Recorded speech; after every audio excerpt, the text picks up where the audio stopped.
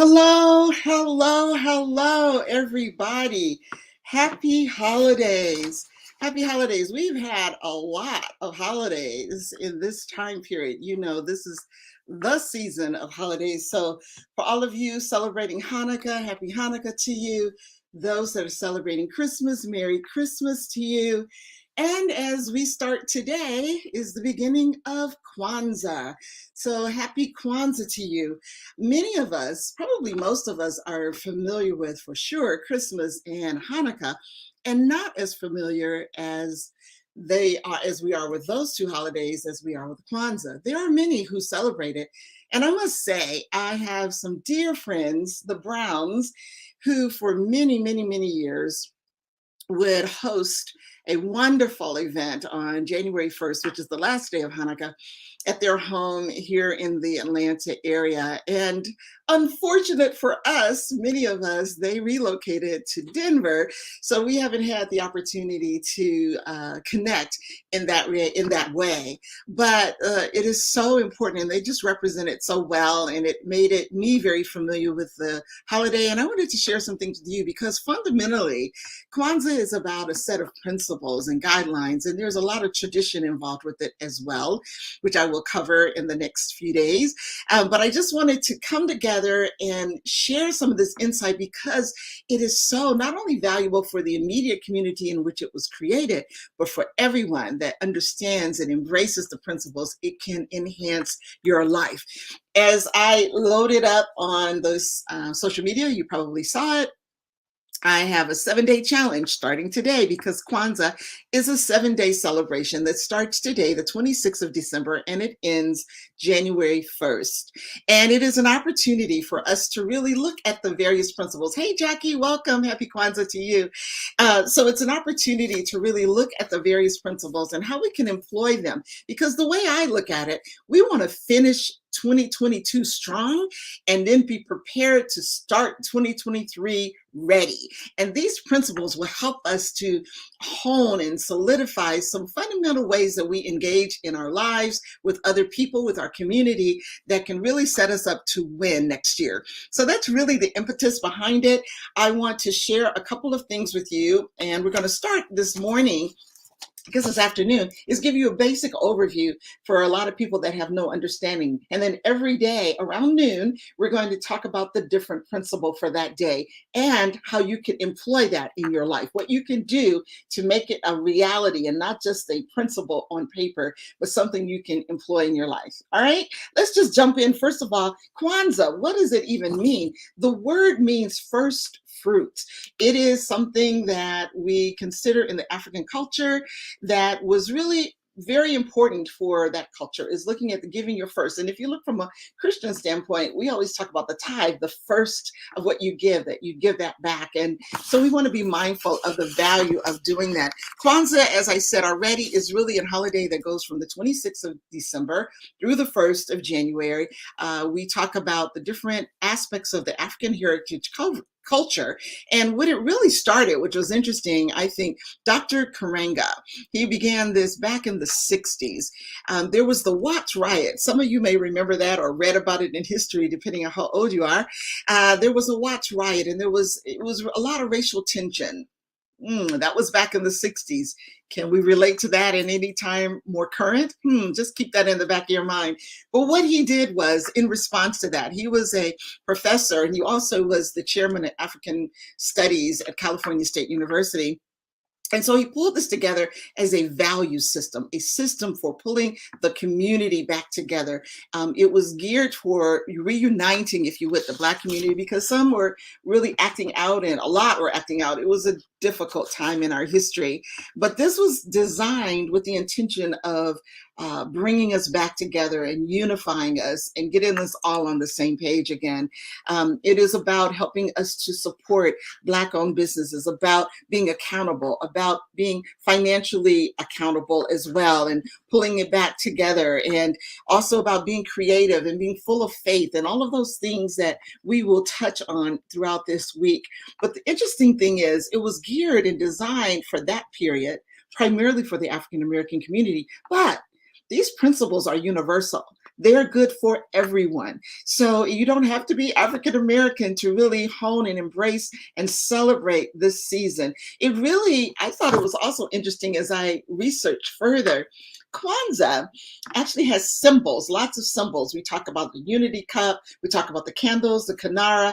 I'll talk about that in just a minute. And like that, we talk about just first fruits like grain and corn, and they use a lot of symbolism. Listen to this. A lot of symbolism that's used in Kwanzaa really is borrowed, or it has a nod to other religions. Like, again, with Kwanzaa, we have what we call the kinara, right, where we light the candles and do those things. Well, in the Jewish community, they have menorah, right? So the kinara is only the seven candles, but in the Jewish community, you have the menorah, which is very similar. In Kwanzaa, here's another similarity. Kwanzaa, a main symbol is corn. Corn is a nod to the Native American culture, which is very much an earth growth of different crops and things of that nature. In Kwanzaa, we use the unity cup. The unity cup is a nod to Orthodox Catholic principles and drinking from the cup. There's so much symbolism and so much connectivity, and it represents how we're all together, which really brings me to the first principle for today. Day one is unity. Unity is the principle for today, which is so critical in so many different ways.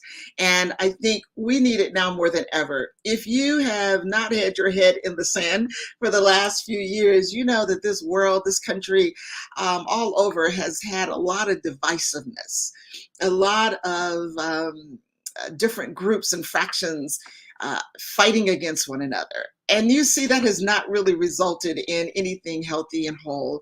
And so when we think about this first day of Kwanzaa and the first principle of Kwanzaa being unity, I think it's important for us to pause and think about that. Now, before I go any further to give you details, I want to start with one of the practices.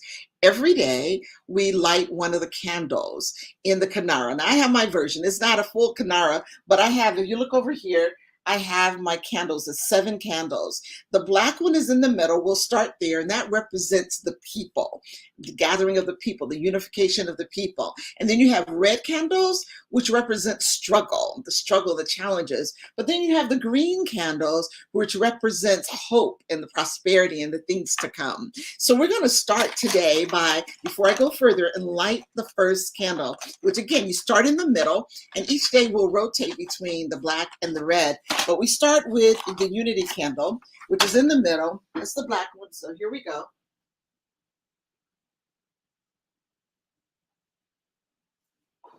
There we go. Unity.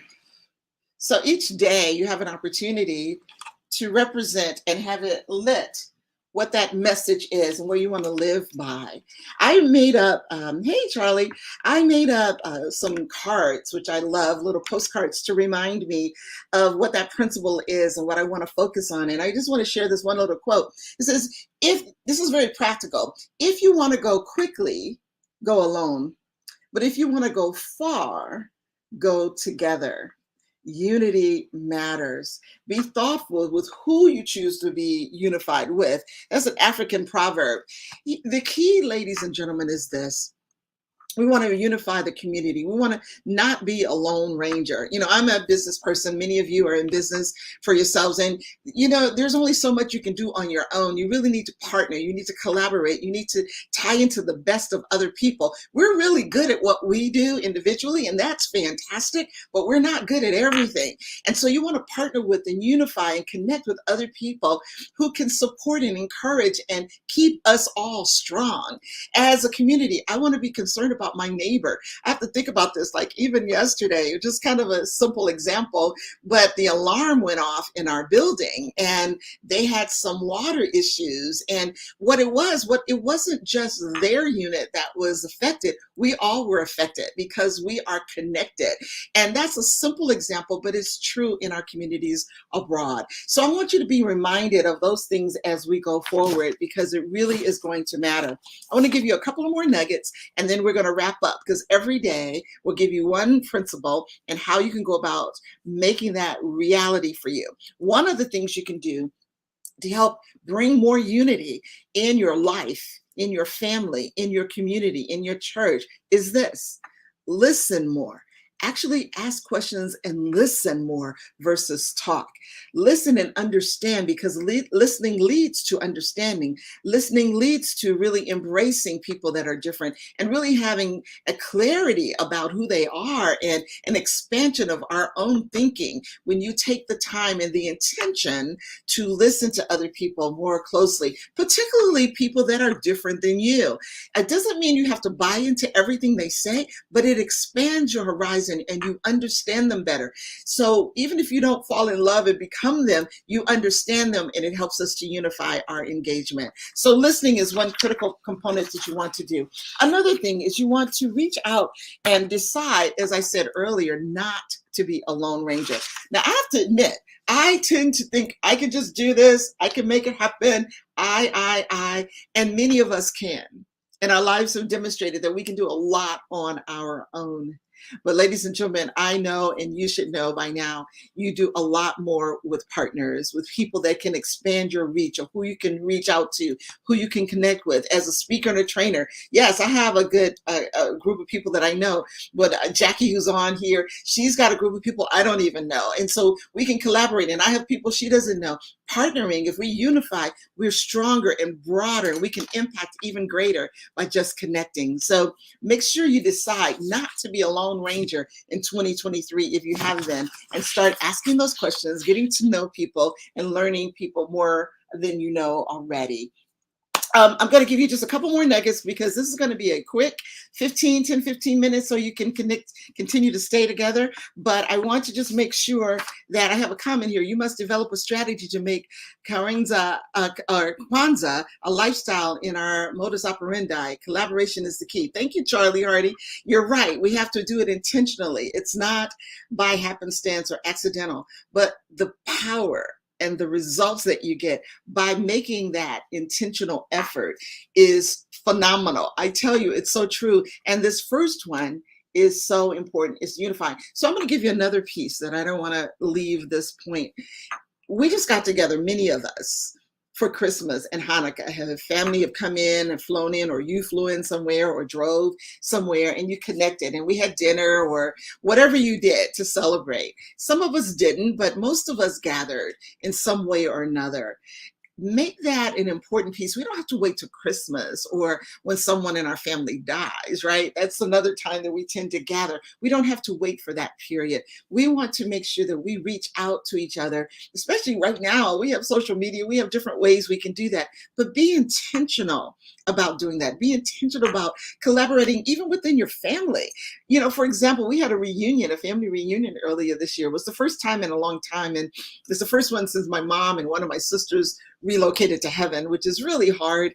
But we got together, and it was interesting because I discovered that some of my cousins did some amazing things that really we can collaborate on that I didn't know was right here in my own family.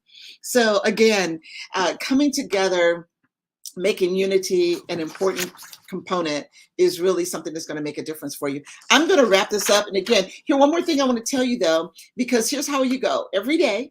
The greeting, there's a greeting. We'll talk about more of the details every day. I'll give you a little bit more insight on what Kwanzaa is. But here's a piece I want you to know is the greeting for the day. If someone says, Habari Gani, Habari Gani means, what's the news? That's what it means. So if someone comes up to you and say, or they type Habari Gani, the answer is the principle for that day.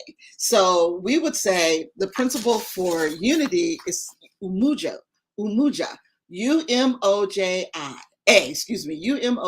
Umoja.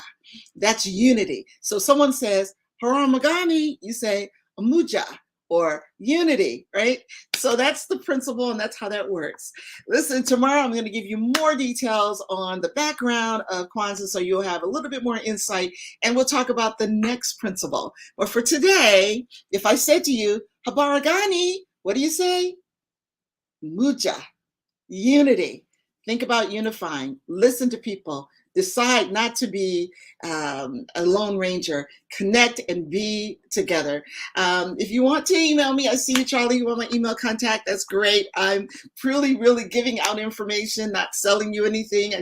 But I'd love to connect with you. And it's my name, Celeste at CelesteJohnson.com. Celeste at CelesteJohnson.com. Johnson without the H. And I'll try to post that here. Let me see if I can get that posted up for you. Post a comment. Celeste at Celeste Johnson, JONSON.com. But yes, it would be great to connect with you all, continue to be engaged, and come back tomorrow, 12 noon. I'll give you more insight on Kwanzaa and give you the next principle. For today, of origami, unity. That's all for now. God bless you all. Take care.